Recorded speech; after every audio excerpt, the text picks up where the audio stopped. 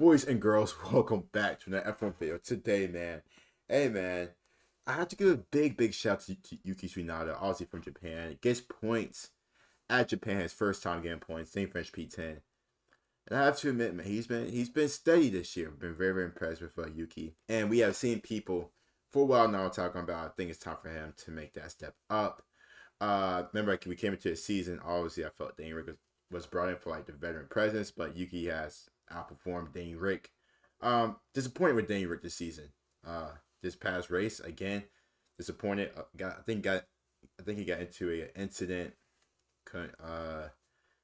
Thing spun out, didn't finish the race unfortunately, but he needs to get going. He needs to get going because Yuki is showing him up. Shout out to Yuki Tsunoda, obviously for stopping one this weekend.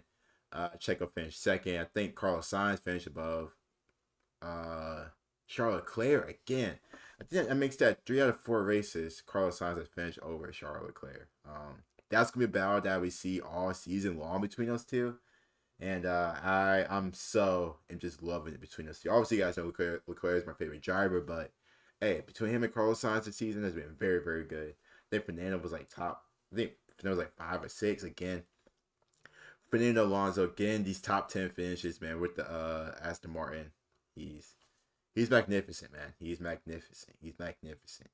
Now, if Yuki was going to leave out of his Red Bull team, where would he even go? You guys let me know in the comments below. Comments down below where you think Yuki could go.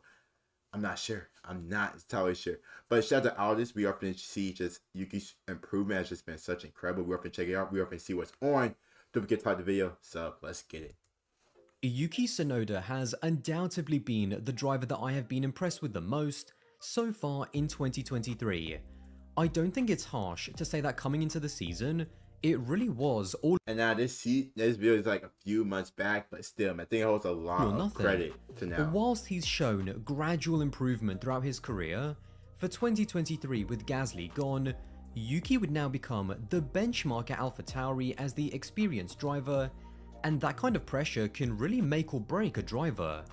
I think Yuki's improvement, however, is almost emphasized by just how much of a disappointment he was as a rookie in 2021. No, facts. Coming into Formula 1, Yuki was highly rated, and there's never been any doubt that he has a huge amount of raw ability.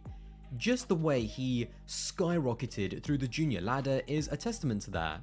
In his first full season of racing cars, he finished 3rd in Japanese Formula 4 in 2017, he would then win the championship in 2018, graduating then to Formula 3 he would finish a solid 9th in his rookie season, taking a win along the way, and then moving up to Formula 2 he would finish a very impressive 3rd in his rookie season. His mindset, however, graduating to the pinnacle of motorsport was almost embarrassing. Yuki hard. He's admitted in later years that he was massively underprepared both physically and mentally. He underestimated the challenges of Formula 1 and just expected that his raw talent alone was going to be enough.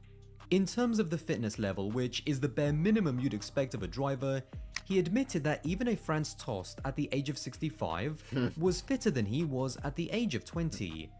What also made Yuki's rookie season even more disappointing is that, unlike 90% of most rookies, he was given an unbelievably good car for his rookie season. I actually tried to go back and think what rookies before Yuki were given a car as good or even better, and the only ones that came close were Lance Stroll in 2017 with Williams, Kevin Magnussen in 2014 with McLaren, and then you have to go back to Lewis Hamilton in 2007 with McLaren. The AlphaTauri AT02, despite finishing 6th in the Constructors, was undoubtedly the 5th best car and should have finished ahead of the Alpine. Gasly that season scored a podium in Baku, was a consistent point scorer, and also qualified in the top 5 9 times. Yuki, on the other hand, scored points just 7 times, which in that car was nowhere near good enough. In the races, his poor fitness meant that he literally couldn't do the entire race driving at the same level, which made his stints really inconsistent. And the number one thing that really affected him early on was that he always tried to drive flat out from the very first lap instead of building up his confidence and building up to the session. And I've always said what makes F1 drivers so freaking amazing in terms of like athlete stuff like that.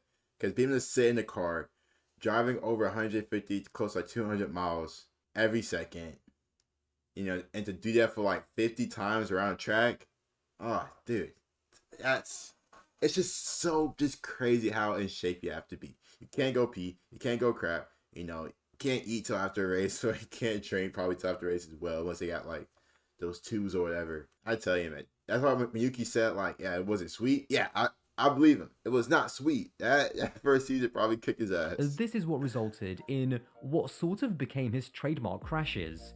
And because 2021 was the first year of the budget cap, those crashes, which were already costly, were under the spotlight and talked about even more inside the team, which put even more pressure on Yuki. As a person, especially as a rookie, he was very naive and also at times maybe a little bit too honest, which I think was a result of him not being that well media trained. Despite his poor rookie season, when it did get announced that the team had kept him on for 2022, his response was as candid as you'd expect, with him saying that he was surprised to be kept on because, in his words, "I keep crashing, and that is not a good way for the team." Hey, he was honest in a though. way, He's it's honest. also something that made him a very interesting person because there was never any guessing of what was inside his head.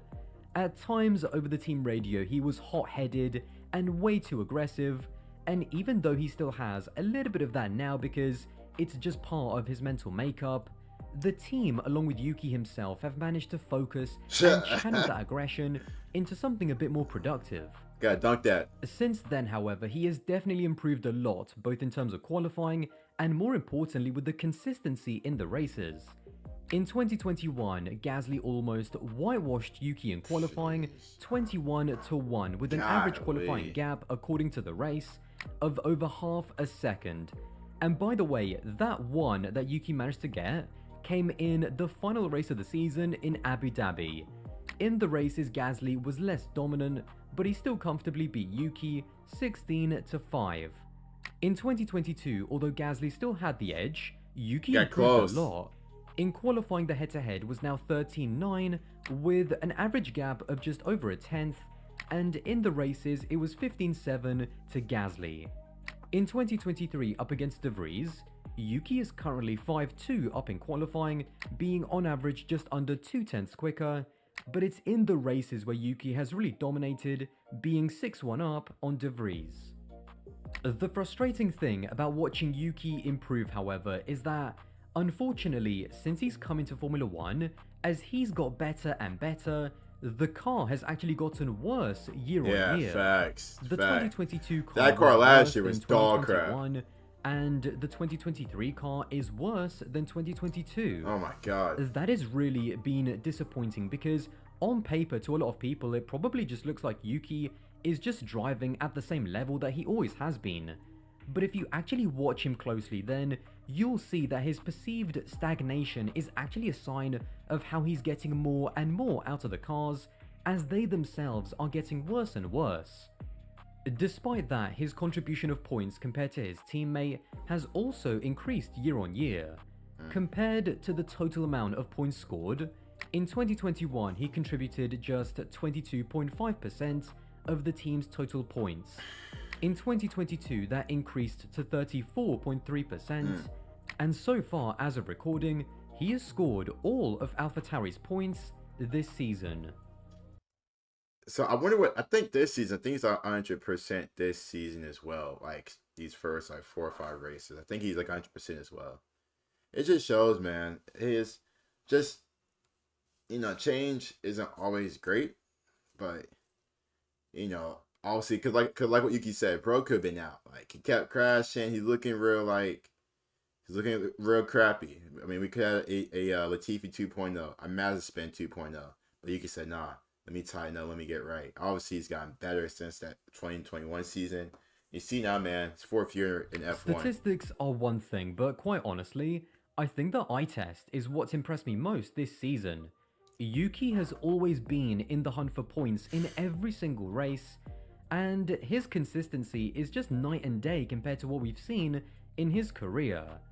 Even though he's only scored points twice with 2 P10 finishes in Australia and Baku, he then backed that up with 3 P11 finishes just out of the points. Even in the last 2 races, in Monaco he was running in the points until being overtaken late on by the McLarens after having brake issues. And then I thought Spain was possibly his best race of the season until he was maybe unlucky to be given that 5-second penalty. If we actually look at Spain and just put that penalty to one side for a second, apart from the 8 drivers in the top 4 teams, Yuki would have gone on to finish in P9 only behind Esteban Ocon in a much better Alpine. That's not The bad. AlphaTauri, in my opinion, has been on average just the 9th best car, only ahead of the Williams. It's not been better than the Haas, it's not been better than the Alfa Romeo, it's not been better than the McLaren, and it's certainly not been better than the Alpine. And yet, despite that, if Yuki did finish P9 in Spain, he would have only finished 2 seconds behind Ocon on the road. All of the midfield teams have been very up and down this season, from race to race. But the one constant is that Yuki has always been in the mix for points. And you've got to wonder, how different would his season look if he was in a McLaren or an Alpine?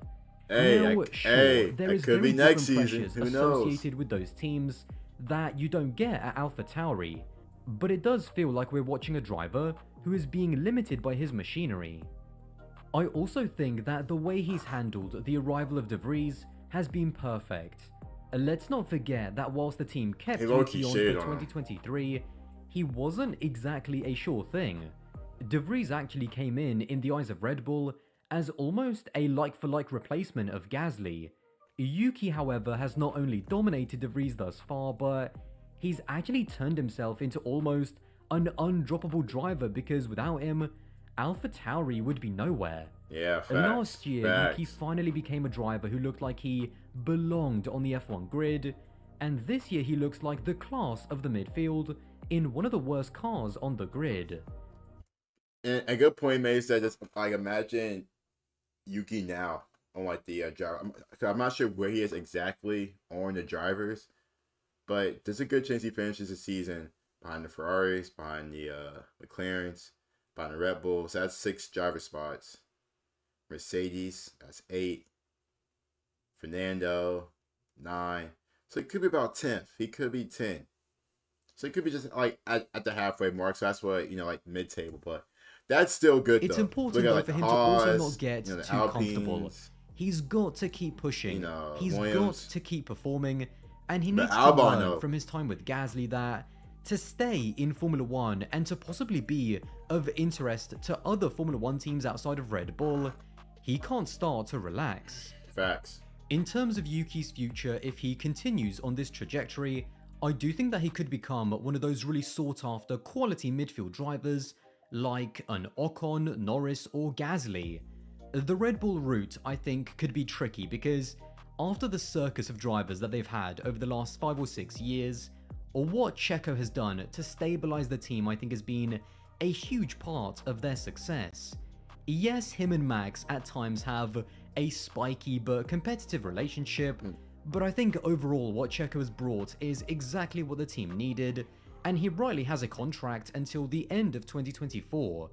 If Checo is still winning the odd race and still backing Max up, why break that up going forward? Facts. Aston Martin with their Honda tie-up I think could be a really exciting move, and I'm sure that Honda would love to have one of their own junior drivers in their own team. But firstly, 2026 is still a long way away. Imagine Yuki goes to Aston Martin and takes Lance Stroll's spot. Or if Fernando decides to leave Aston Martin, he takes Fernando's spot. And wouldn't Yuki become the main driver at Aston Martin? And in general, that Aston Martin lineup is a bit of a weird one.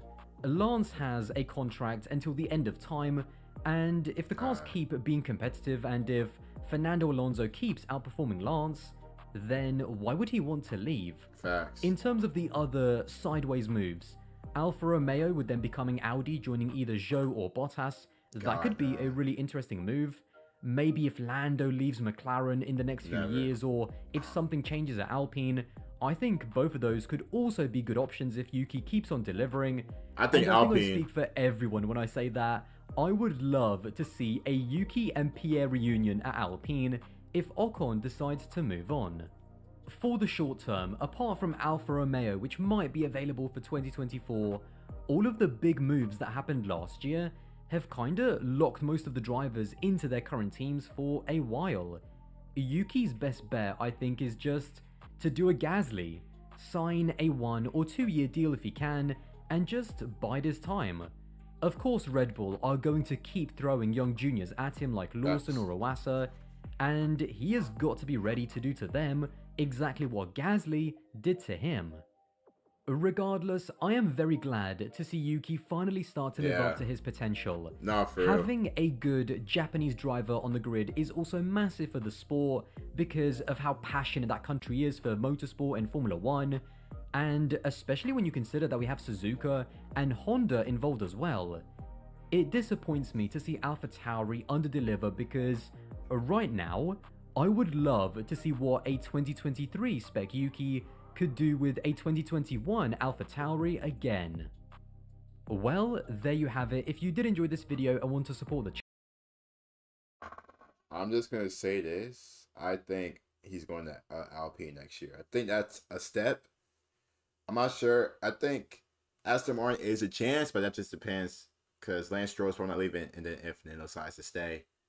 But I think Yuki is going to Alpine next season. That's my prediction. You guys let me know in the comments down below. As always, stay safe, stay amazing. See you guys soon. Peace.